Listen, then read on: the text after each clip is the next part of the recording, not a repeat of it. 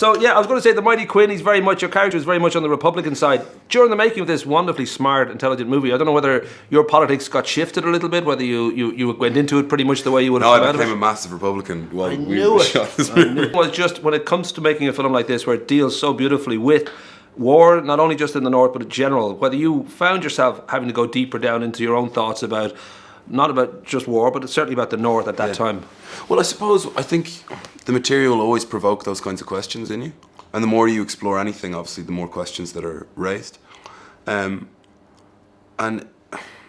it was the first time I'd really looked into that period. So, like, you know, the height of the Troubles in Belfast, for example. So obviously you're coming across really horrible material and lots of terrible things that you kind of are almost amazed actually happened. But of course, you know, in times of war, when people are very challenged, you know, these things happen. And I mean, I suppose the darker the material, the darker the experience will be. I suppose it just has to be like that. I should ask, there's a lot of great, you know, actors in this, including yourself and Richard Dormer and Jack McConnell and David Wilmot and all that. But for me, the star of the show is this little ginger fella, Corey McKinney. Is that his name? Corey, yeah. He's a 27-year-old midget or something. He's not a real kid, is he? How is that guy that good and that young? Yeah, I only met him for the first time last night, and he's a standout. I mean, look at him. Where is he? He's there. I'm going to have he's literally behind campaign for his Oscar now. I just think he's crazy. Yeah, I mean, I don't know. I think Jan found him at sort of an open casting in Belfast, because it's very hard, obviously, to find, you know, young actors who can handle a role of that nature, and he nailed it. Yeah, he's great. Before the cameras rolled, you mentioned you just came back from South America. And it's probably a well-earned break. You have 7 projects out this year. I don't know if you know that. Between, I'll list them for you just in case you don't know. Calvary, 71, Call the Midwife, Siblings, Love Hate, Trespass Against Us, Traitors. That must be literally set, you know, going from set to set then for a year or two. Yeah, it's been really, I suppose creatively it's been a real highlight the last couple of years, because I've gotten the chance, like you say, to kind of go. You literally wrap something and then you go somewhere else and start prepping or start filming the next thing.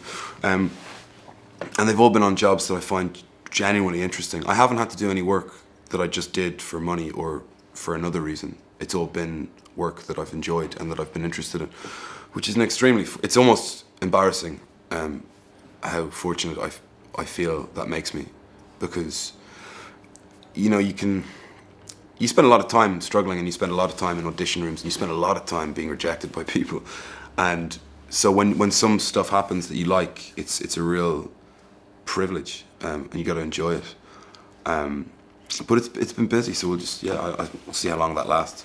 And when you take I'm sure I'll ruin it all at some point. When you take a break, it's like you've done a really hard week's work, and you take your weekend away, and that time away, I don't know whether it would give you time to think about, you know, what you'd like to do in the future, because your options must be pretty big. You're doing incredibly well right now, and that obviously opens doors. And thanks very much. Where there would be a feeling of, well, I should go this way. I should concentrate on film, or I should concentrate on. I mean, I try and not think in those terms. I try and just follow work, and if it's good, I'll do it.